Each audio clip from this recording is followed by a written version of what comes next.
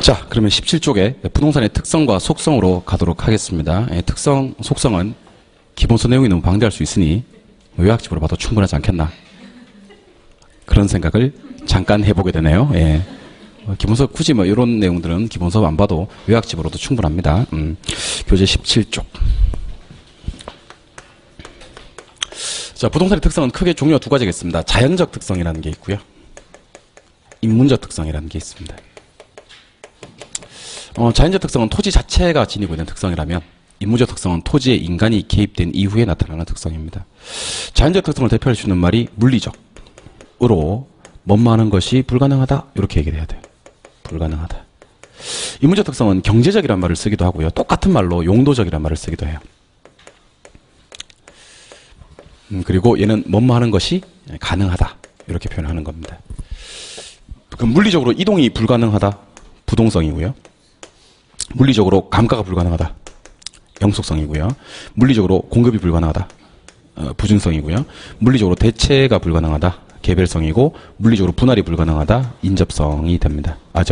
그렇죠. 인접성이 되겠죠.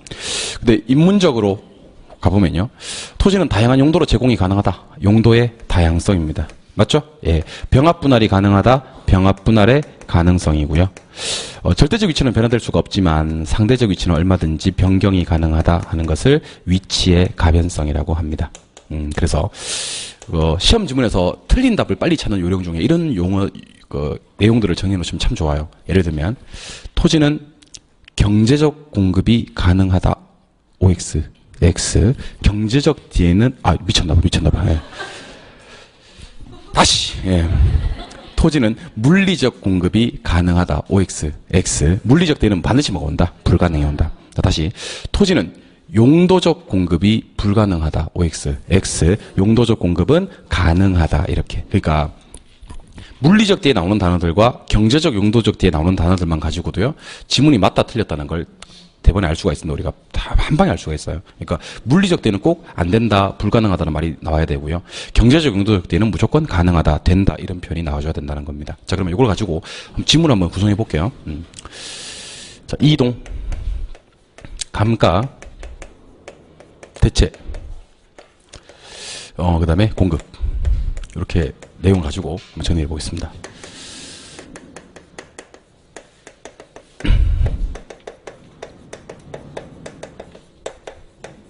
일단 결론부터 말씀을 좀 한번 드려보고 갈게요. 토지는 물리적 이동은 안 되고 경제적 이동은 되고, 물리적 감가 안 되고 경제적 감가 되고, 물리적으로 대체 안 되고 용도적 대체는 되고, 물리적 공급은 안 되고 경제적 공급은 되고.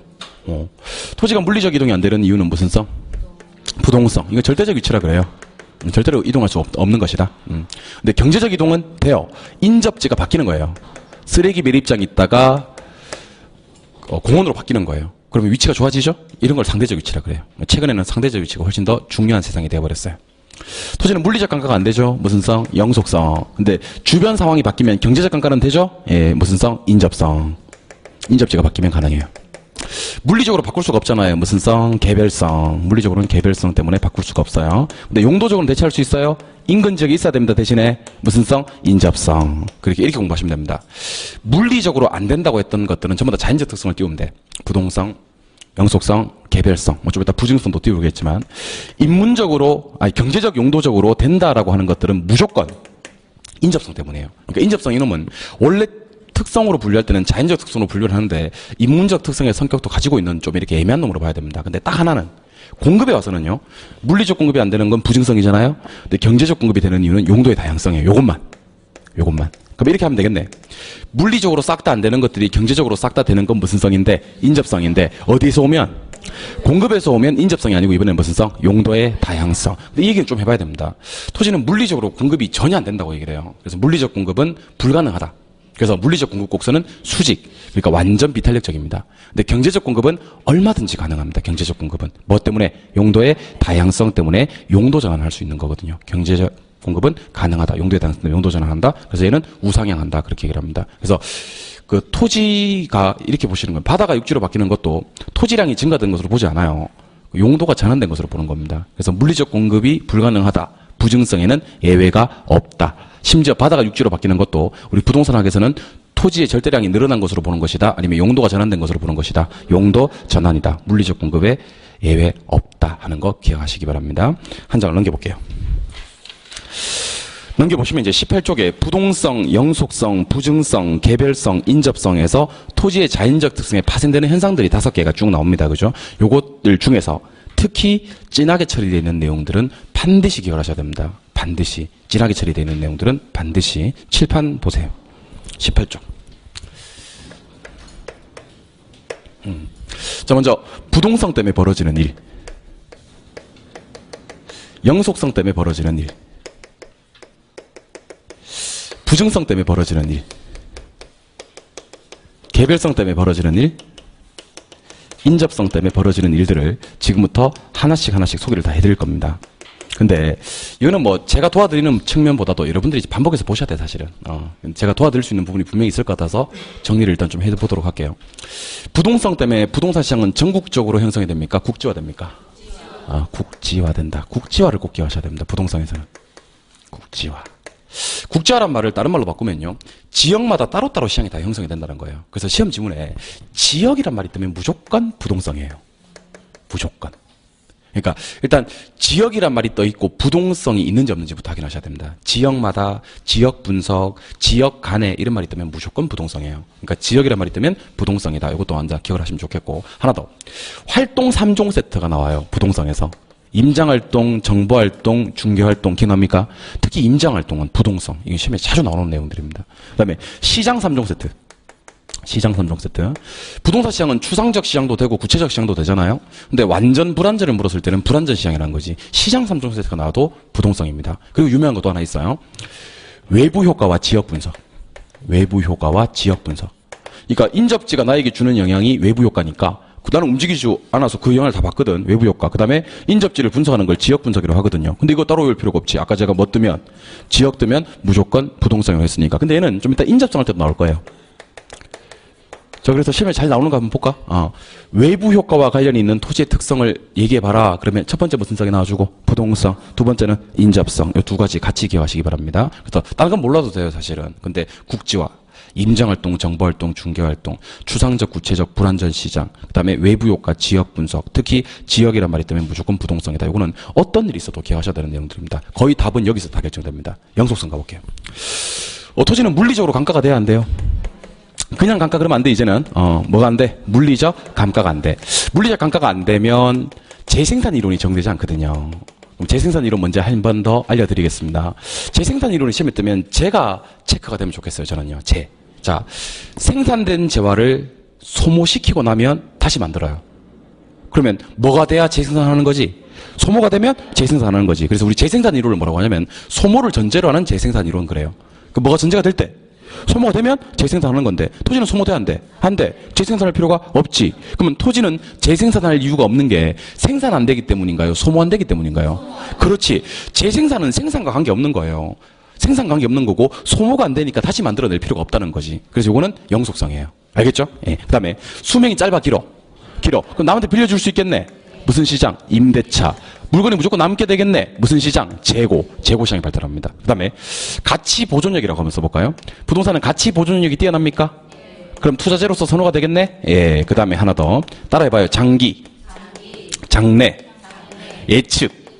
장기, 장래, 예측 이런 단어들은요. 수명 짧은 놈한테는 쓸 수가 없는 말들이에요. 미래지향적인 단어들이라고. 무조건 영속성입니다. 그래서 다른 건 다 까먹어도 물리적 감가 안 돼, 재생산 이론 적용 안 돼, 임대차 재고시장 발달에 가치 보존력 뛰어나, 장기, 장래, 예측 이런 단어들이 떠. 그럼 이거는 무조건 영속성. 되셨습니까? 예. 부증성은 앞에서 했던 거 복습 한번 하고 갈게요. 일단. 물리적 공급은 된다 안 된다? 안 된다. 근데 전혀 안 되는 것은 맞다. 맞다. 괜찮아요. 예. 다시 한 번 더. 없었던 일로 하고. 여러분, 제가 없었던 일로 하는 거 참 잘해요. 그러니까 없었던 일로 해드릴게요. 이번 것만. 알겠죠? 예. 자, 여러분, 토지는 물리적 공급이 돼야 안 돼요? 안 돼요. 근데 전혀 안 되는 것은 맞다. 전혀 안 돼요. 그래서 물리적 공급이 안 되는 것에는 예외가 없는 거예요. 물리적 공급 우선 수직이에요. 그러면 바다가 육지로 바뀌는 것을 물리적 공급이 된 걸로 보는 거예요? 용도 전환으로 보는 거예요? 용도 전환. 그건 경제적 공급으로 보는 거지. 용도 전환으로 보는 거지. 토지량이 증가될 수는 없다. 그래서 물리적 공급 구성은 수직이라고 합니다. 알겠죠? 그 외에는 전부 다 경제적 공급, 용도 전환으로 이해하시는 겁니다. 토지는 생산비 법칙이 적용되지 않나요? 예. 일반적인 재원은 비용 투입하면 뭐가 되는데? 생산이 되는데 토지는 아무리 많은 비용을 투입해도 생산이 안 돼. 생산비 법칙이 토지는 적용이 안 되는 거예요. 맞죠? 그럼 토지는 희소해 남아돌아. 희소해. 그럼 뭐 조방적 이용해야 돼? 집약적 이용해야 돼? 우리 결혼 시험에 조방이라는 말 자체가 안 나와요. 조방이라는 말이 나올 수가 없어요. 토지가 부족한데 어떻게 조방적으로 이용해? 집약적으로 이용해서 고층화시켜야 되고요. 그 다음에 수급 조절 쉬워 어려워? 어렵고 균형 가격 형성도 좀 어렵게 됩니다. 그렇죠? 예, 그 다음에 토지 공개념이 발달해요. 공개념. 사익보다는 뭐를 강조하겠다? 공익. 그래서 아무래도 공급이 부족하다 보니까 수요자들이 경쟁하게 만드는 것도 부증성 때문입니다. 이 정도 기억하시면 돼요. 생산비 법칙 안 돼. 희소하기 때문에 집약적 이용해야 돼. 수급 조절하는데 공익 개념 발달해 하는 것들은 부증성, 개별성. 유명한 거 하나 있죠. 같은 물건에 같은 가격이 성립되지 않더라. 근데 간혹 우리 시험에 토지는 개별성으로 인해서 일물일가의 법칙이 성립한다 이렇게 나와요. OX, X. 그러니까 일물일가의 법칙이 나온다고 환장하지 마시고 일물일가의 법칙이 적용되지 않는다는 게 중요한 겁니다. 않는다. 일물일가의 법칙. 진짜 환장하는 사람도 있어요. 개별성은 일물일가지 하면서 그저 넘어가요. 그 나중에 나 진짜 답지 잘못했다고 찾아오는 거예요. 선생님 개별성 일물일가 맞잖아. 답이 없어. 막 그러고. 근데 묻지. 일물일가의 법칙 적용돼요? 안 돼요? 그럼 너 대답은 잘해. 안 돼요. 된다고 돼 있잖아. 미안해요. 하고 이제 가는 거지, 이제. 그 일물일가의 법칙이 개별성에 나와서 개별일가의 법칙 적용되지 않는다고 해야 됩니다. 부동산은 물건마다 가격이 다 달라. 개별화. 구체화. 독점화 돼요. 구체화, 독점화. 근데 감정평가를 할 때는요, 개별 분석을 해야 돼요. 물건마다 분석하는 건 무슨 분석이라 그래요? 개별 분석. 그리고 비교. 원리 도출이 어렵습니다. 너무 다르면 비교도 잘 안 되고 원리 도출도 어렵다. 이런 것들 한번 해볼게요. 일물일가의 법칙 적용 안 돼. 물건마다 가격이 다 달라. 개별화, 구체화, 독점화. 그래서 감정평가 시에 무슨 분석? 개별 분석. 원리 도출이나 비교하기가 어렵다 하는 거. 인접성은 이렇게 하시면 돼요. 인접이 있으면 좋은 점은 협동할 수 있다. 나쁜 점은 경계 문제가 발생한다. 뭐 이 정도? 됐어요? 예. 그 다음에 아까 했던 거. 외부 효과와 지역 분석이라는 거 했었죠. 요거는 어디서도 나왔고 부동성에서도 나왔고 인접성에서도 나오고. 맞아요? 예. 그 다음에 인접지에서 발생한 개발 이익을 철저하게 환수하자. 이런 말들도 나오게 됩니다. 그리고 아까 했던 거니까 복습 한번 해보죠. 토지는 물리적으로 대체가 되는데 안 되는데? 안 되는데. 용도 면에서는 대체가 된다 그랬죠? 어느 지역에 있어야 돼? 인근 지역에 있어야 돼. 그럼 무슨 성은 있어야 되는 거지? 인접성은 있어야 되는 거지. 자, 그럼 이렇게 하고 한 번 더 전체를 한번 보세요. 토지 특성은요. 자꾸 이렇게 필기해놓고 넘어가지 말고 전체를 한번. 그래서 내가 한 페이지에 하려고 엄청 노력한 거예요, 사실은. 한 번에 봐야 돼, 한 번에. 그러니까 부동성 보고 다음날 부증성 보고 그 다음날 영속성 보고 그 다음날 개별성 봐버리면 짬뽕 돼가지고 이게 개별성인지 영속성인지 몰라. 한 번에 보면서 비교를 따박따박 다 해야 돼. 자, 한번 봅시다. 국지화, 지역, 활동, 시장, 외부효과 지역 분석 이런 건 무슨 성? 부동성. 계속 눈에 넣어놓으세요. 물리적 감가 안 돼. 보존력, 재생산 이론 안 돼. 장기 장래 예측, 임대차, 재고 이런 것들은 영속성. 계속 눈에 넣어놓으세요. 생산비 법칙 안 돼. 희소하기 때문에 집약적으로 이용해야 돼. 수급 조절 안 되고 공개념 빠져있네. 수요자가 경쟁한다. 이런 말들이 뜨면 무슨 성? 부증성. 그다음에 일물일가 안 되고 개별화, 구체화, 독점화 되고 개별 분석하고 원리, 이론 도출, 비교 이런 거 어려운 것은 개별성, 협동, 경계, 외부 효과, 지역 분석, 환수는 인접성이에요. 자, 그러면 이제 시험 문제 풀다 보면 좀 헷갈릴 만한 것들이 몇 가지가 있거든요. 그런 거 좀 소개해 드릴게요. 잘 보세요. 이거 한번 읽어볼래요, 이거?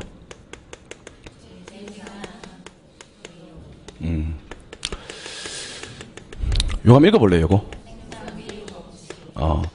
자, 요 단어가 시험에 떴어요. 그러면 지금은 안 헷갈리지. 왜냐면 보고 계셨으니까 안 헷갈리는데, 시험장에 가시면 이게 헷갈려요. 둘 다 생산이 있거든요. 둘 다 생산이 있어요. 그래서 지금은 안 헷갈리는데 시험장 가면 헷갈려요. 그럼 이걸 안 헷갈리는 방법은요. 생산이라는 글자에 주안점을 안 두면 돼요. 생산이라는 글자에 주안점을 안 두고 다른 데 주안점을 둘게요. 여기는 재, 여기는 비. 자, 갑니다. 소모가 돼야 많은데 재생산하는데 토지는 소모가 안 되잖아. 그럼 재생산할 필요가 없네. 무슨 성? 영속성. 맞죠? 일반적인 재화는 뭐를 투입하면? 비용 투입하면 뭐가 되는데? 생산이 되는데 토지는 아무리 많은 비용을 투입해도 생산이 안 되네. 이건 무슨 성? 부증성. 그래서 여러분들 공부하실 때 그 재생산 이론이라는 건 생산 안 되는 거랑 전혀 관계가 없는 거예요. 사실은. 소모가 안 되니까 다시 만들어낼 필요가 없다는 얘기예요. 영속성이에요. 생산비 법칙이 생산과 사실은 관계가 되는 거예요. 일반적인 재화는 비용 투입하면 생산되는데 토지는 아무리 많은 비용 투입해도 생산 안 된다는 얘기거든. 이번엔 저랑 이거 한번 해보죠. 이거 읽어봐요. 이거 읽어봐요. 자, 부동산 시장은 추상적 시작됩니까?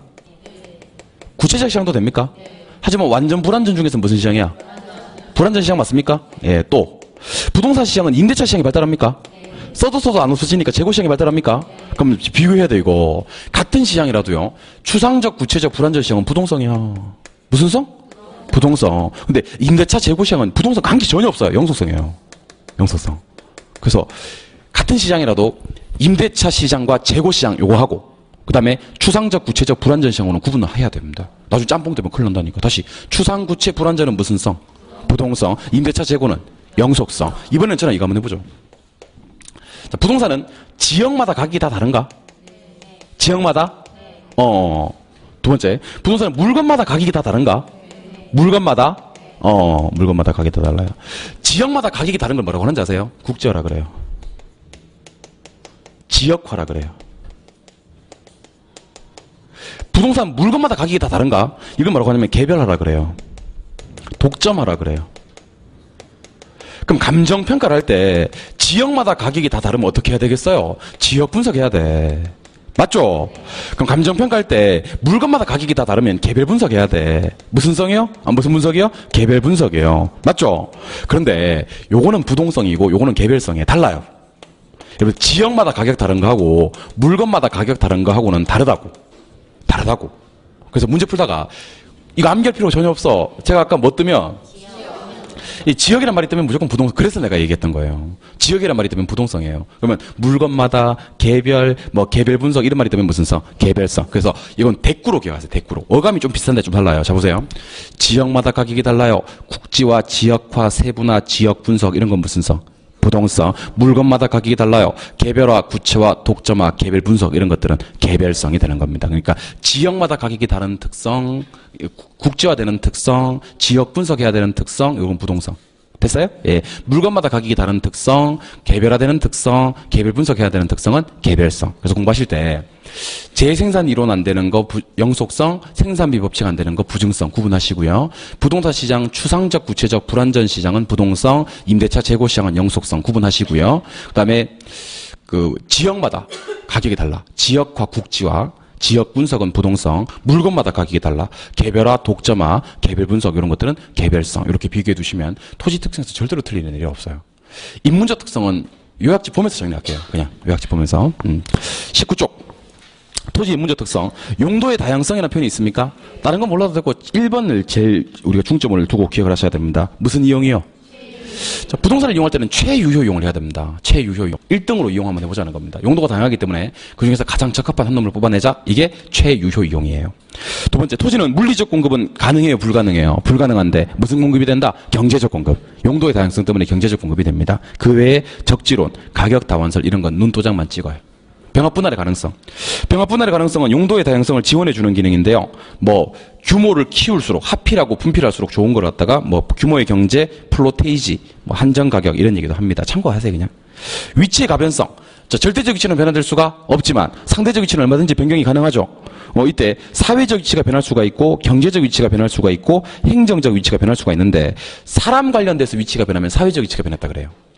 수익 관련해서 위치가 변하면 경제적 위치가 변했다 그러고 정부 정책 관련돼서 위치가 변하면 행정적 위치가 변했다 그래요. 그럼 제가 이거 소개해 드릴게요. 잘 보세요. 인구, 도시, 학교, 공원 이런 것들이 변해서 위치가 변하면 뭐예요? 사회. 물가, 임금, 고용, 국제수지, 금융 이런 것들은 경제. 토지거래 허가제, 주택거래 신고제, 소득세 제도 이런 것들은 행정적. 외울 필요가 없는데 제가 한 개씩만 좀 공부를 했었으면 좋겠어요. 자, 먼저 사회적 위치의 가변성이 가니까 동그라미 2번 끝에 부동산 거래 및 사용 수익에 관행이라는 글자가 나옵니까? 예, 여러분 잘 보세요. 거래하고 수익 나오니까 이건 꼭 경제 같잖아. 근데 끝날 때 뭐로 끝났어요? 관행. 관행이 뭔지 아세요? 관행. 관행은 인간 생활에서 쭉 그렇게 해와가지고 관습으로 굳어진 걸 관행이라 그래요. 따라서 거래가 중요한 게 아니고 수익이 중요한 게 아니야. 그것들의 관행이 나온 거야. 관행. 관행은 사회로 갑니다. 무조건. 제가 진하게 처리해놨죠. 관행. 예. 그 다음에 경제적 위치에서 세 가지를 기억하셔야 됩니다. 자, 교통. 중요합니다, 여러분들. 여러분들, 전철역이 없는데 갑자기 전철역이 생겼어요. 그러면 제일 먼저 바뀌는 게 그 지역의 인구인가 아니면 그 지역의 정책인가 아니면 그 지역의 상권인가? 상권이 바뀌는, 교통은 상권을 변화시키는 거예요. 이거는 경제로 갑니다. 또 기술혁신이나 산업구조라는 표현이 있습니까? 이거는 상식적으로 판단해 보세요. 기술이 발달하면 그냥 발달하는 게 아니고 혁신적으로. 그러면 원가가 절감되지. 원가가 절감되면 수익성이 향상되지. 하나 더. 자, 대구 지역의 기반 산업이 만약에 섬유산업에서 전자산업으로 바뀝니다. 산업구조가 바뀌어. 그럼 그 지역의 소득 수준 다 바뀌겠네, 그죠? 이것도 경제로 갑니다. 기술혁신 산업구조. 마지막에 세부담이 많아지면 수익이 줄고요. 세부담이 적어지면 수익이 늘어. 그 세부담도 경제로 갑니다. 이제 경제 3종 세트 기억하셔야 될 게 교통하고 기술혁신 산업구조하고 그다음에 세부담 이런 것들은 경제로 갑니다. 알겠죠? 행정적으로 가보죠. 행정은 다른 건 됐는데 이번에 보니까 가격 및 임대료에 대한 통제라는 표현이 있습니까? 여러분들 통제는 누가 하는 거예요? 정부가 하는 거예요.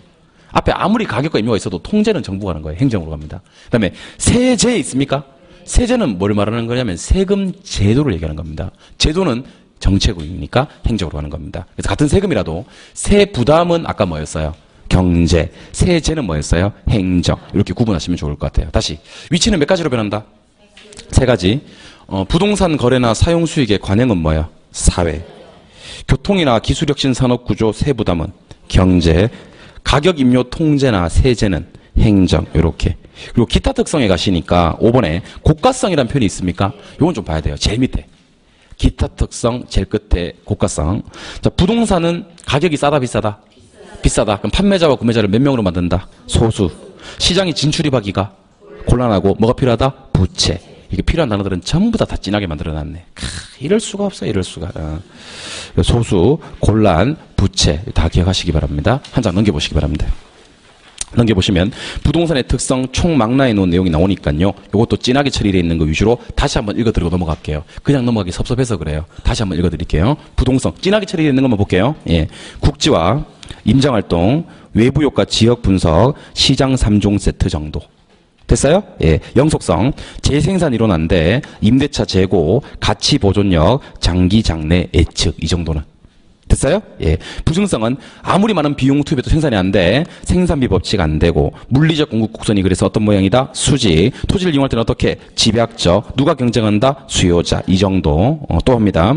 개별성 때문에 일물일가의 법칙이 배제되고요. 감정평가 시에 개별 분석하고요. 비교가 곤란합니다. 그리고 아직은 안 배웠는데 3B라는 놈이 다 개별성 때문이에요. 부동산 시장이 거래가 비공개되고 상품이 비표준적이고 시장이 비조직적이다. 이 3B가 나오면 무조건 개별성이에요. 요거는 시장 가서 한 번 더 할 거예요. 3B는 개별성.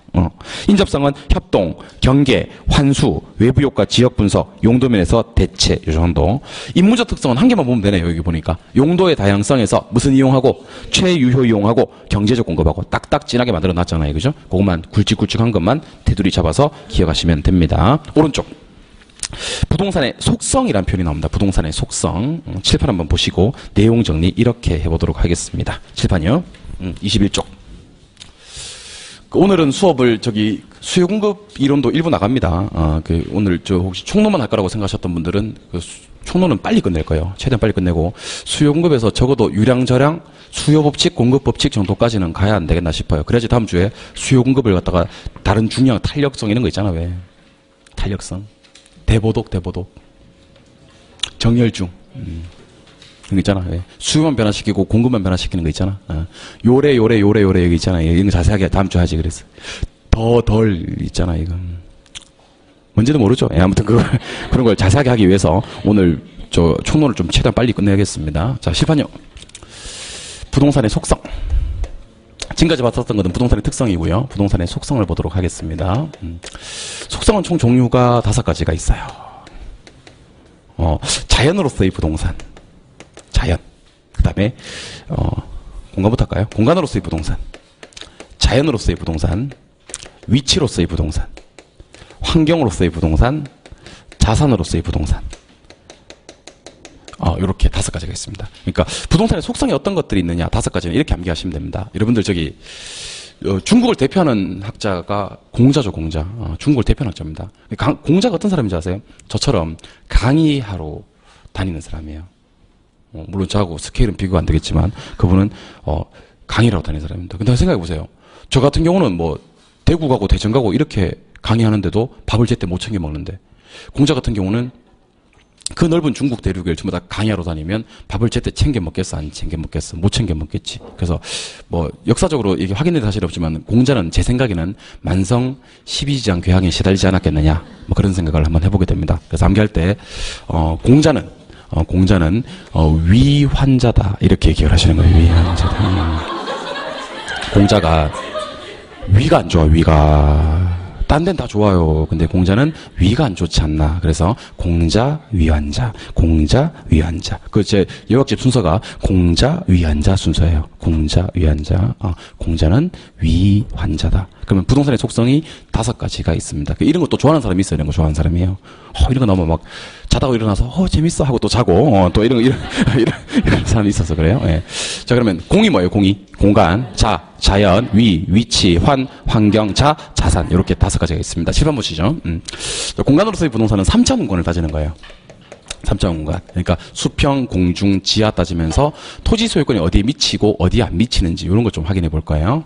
소유권의 범위 확인해 볼 거고, 자연으로서의 부동산이라는 게 있는데, 자연으로서의 부동산은 이 부증성과 관련이 있어요. 부증성. 그래서 부증성은 이제 우리가 자연 보호라는 말을 많이 하잖아요. 그죠? 예, 자연은 개발의 관점보다는 보존의 관점이 강해요. 자연이 시험에 뜨면. 그래서 얘는 사익보다는 공개념, 공익 개념이 발달한다. 이렇게 보시면 돼요.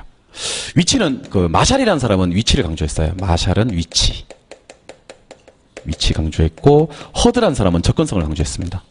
근데 위치는 크게 종류가 2가지가 있거든요. 아까 했었는데, 위치는 절대적 위치와 상대적 위치가 있어요. 움직일 수 없는 게 뭐예요? 절대적 위치. 인접지가 바뀌어서 내 부동산의 위치가 상대적으로 바뀌면 이거는 상대적 위치인데, 최근에는 절대적 위치 중요합니까? 상대적 위치 중요합니까? 상대적 위치. 뭐가 주변에 들어서느냐가 훨씬 더 중요합니다. 접근성. 이건 이렇게 한번 해보죠. 일반적으로 접근성이 좋으면 부동산의 가치가 높게 형성되잖아요. 근데 접근성이 좋으면 반드시 부동산의 가치가 높아지는 것은 아니다 하는 거예요. 높아지는 건 아니다. 이유는 예외가 있어요. 위험이나 혐오의 대상을 주는 놈들은 접근성이 좋으면 가치가 오히려 떨어지겠지. 시장 안에 주택이 들어가 버렸다든지 해서 접근성이 너무 지나쳐도 불리하겠지. 그리고 아예 접근성 자체를 중시하지 않는 놈들도 있어요. 관광지, 요양원 이런 놈들은 접근성을 별로 중시하지 않기 때문에 접근성이 좋다 하여 반드시 가치가 높아지는 것은 아니다 하겠습니다. 환경은 이렇게 보시면 돼요. 이 부동산이 이렇게 있으면 이게 둘러싸고 있는 걸 이걸 환경이라 그래. 그럼 한번 보세요. 부동산과 환경과의 관계는 부분과 전체의 관계예요. 그러면 누구는 누구의 구성분자다? 부동산은 환경의 구성분자다. 누가 누굴 지배한다? 환경이 부동산을 지배한다. 뭐 이런 구조가 환경입니다. 근데 환경을 뒤에 가시면 뭐라고 부르냐면 동일 수거권이라 그래요. 그러니까 주거지에서의 환경은 동일 수거권은 통근 가능한 범위까지고요.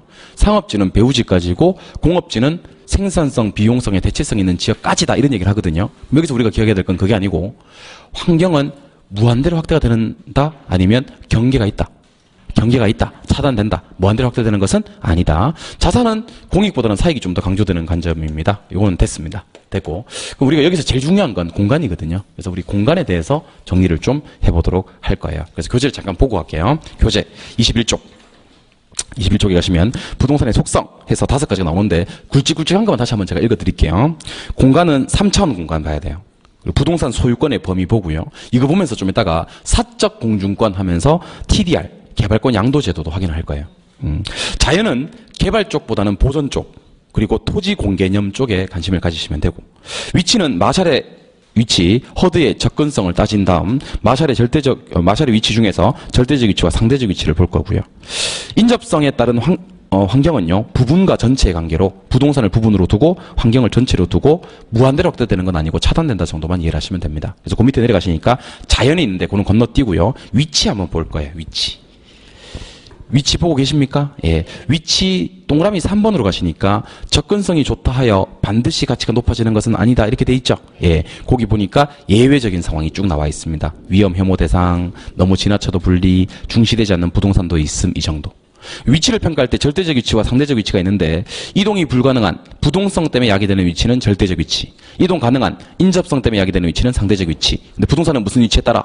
상대적 위치에 따라서 효용성의 차이가 나더라는 겁니다. 한 장 넘겨볼까요? 22쪽. 세 번째, 공간으로서의 부동산. 요게 이제 중요한 거예요. 공간으로서의 부동산. 요게 중요한 겁니다. 자, 칠판 한번 보시죠. 요거는 제가 판서를 통해서 설명을 드려보고 싶어요.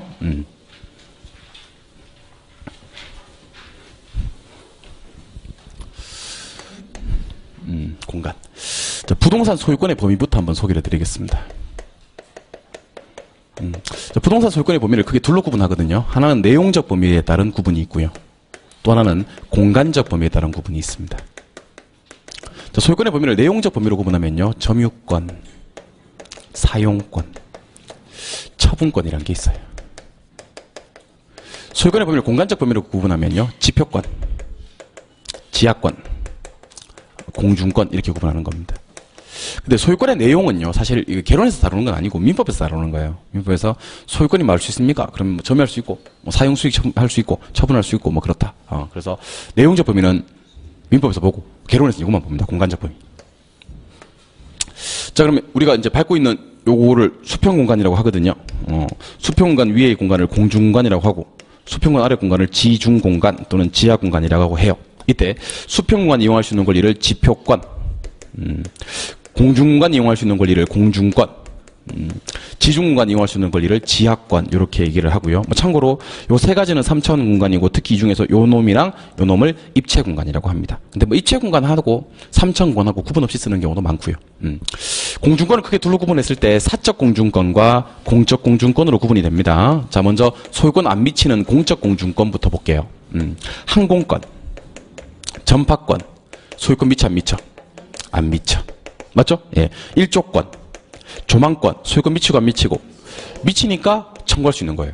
그 다음에 용적률, TDR 이런 것들도 소유권이 미쳐 안 미쳐? 미쳐.